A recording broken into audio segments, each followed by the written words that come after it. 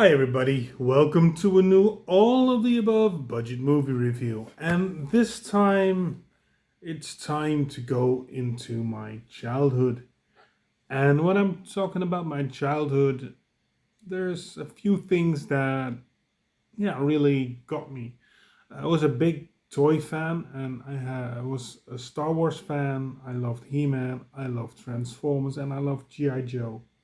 Mask, I love that also. Um, and lots of those have been turned into movies. One of those is the series I'm going to talk about now. There's three movies called G.I. Joe. And the first one is G.I. Joe The Rise of Cobra. And it's a good action movie. It tells the story of how G.I. Joe it wasn't made because it was already there. But how the Chatham Tatum, what's his friggin' name? Mr. Chiseled Face, Channing Tatum. Okay. If I pronounce it wrong, I'll put a correction down here. But at least how he and Malin Wayans got into GI Joe, and we meet the GI Joe team. We meet the Cobra team, and we see that there's a connection between some of the characters. We see the Ninth Doctor, Christopher Eccleston, not as the Doctor, but as a man who is going to be Destro, because he isn't Destro yet in the beginning of the movie. Spoiler, but it's implied very often, so it's not a very big spoiler. I like this movie. It was a good action movie, and it told the way a story like that should have been told. It wasn't too science fiction. It had a bit of science fiction in it, like gadgets and those kinds of things, but it was foremost an action movie, and it was good. I liked it, and it did a good thing setting up a larger GI Joe storyline, um,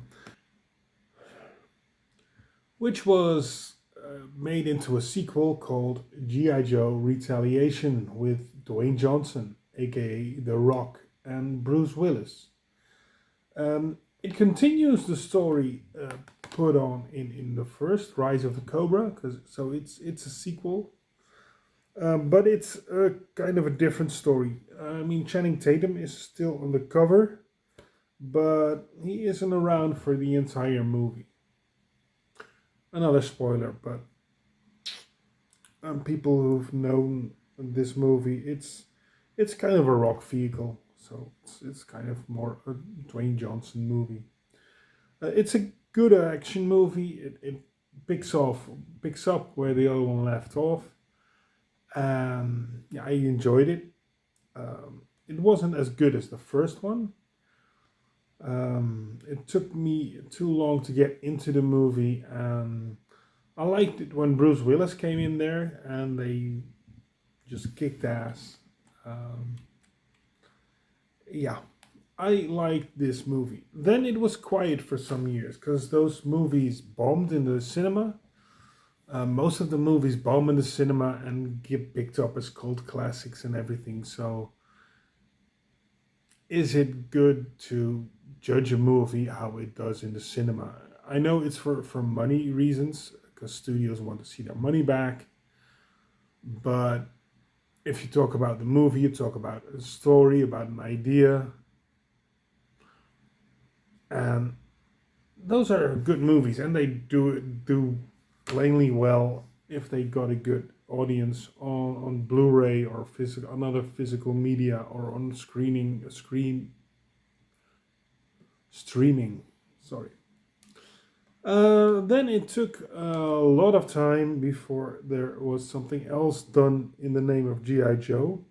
And it was supposed to be the first in a series. This one came out in 2001. It's Snake Eyes, G.I. Joe Origins. And it tells the story of, you can guess it, Snake Eyes. Uh, the story of Snake Eyes has been told in the first or the second movie a bit, but not entirely. And well, this movie picks it up with new actors and a whole new cast.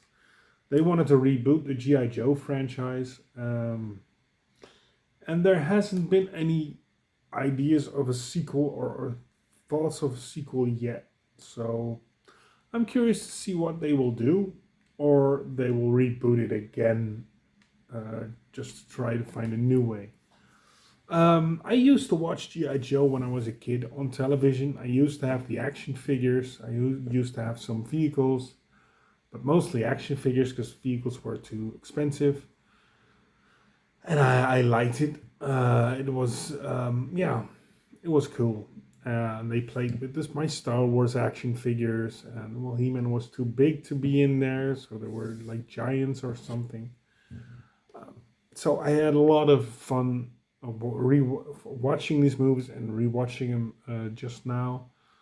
It takes me back to a time when everything was more simple and more normal.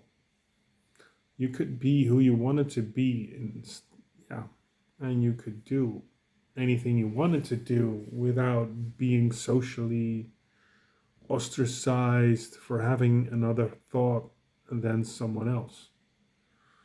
But I digress. Um, and in the end, I got to find out those cartoons I watched from G.I. Joe, the comics I read, were all just marketing tools to get us kids to buy toys. And they still do it these days. So, toy companies, that's how they market. I know my kid is a big Paw Patrol fan, and yeah, it's the same trick. So, I'm wondering, do you have any memories about G.I. Joe? Leave them down here in the comments. What do you think will happen to the franchise? Is it dead in the water, or will it be reanimated? That's a nice title. G.I. Joe Reanimated. Trademark. Yeah. And you can subscribe and like this video. And that just leaves me to say thank you for watching and see you next time. Bye.